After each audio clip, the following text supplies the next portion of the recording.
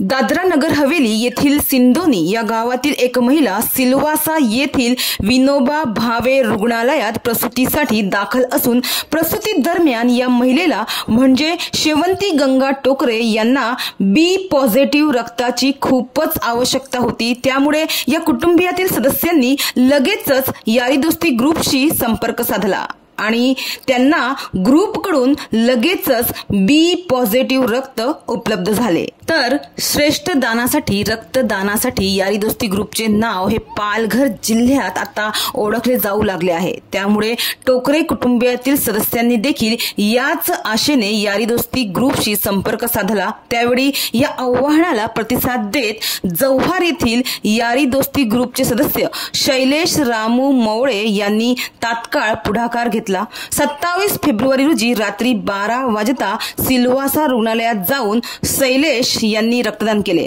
आणि या महिलेला आवश्यक रक्त उपलब्ध करून दिले।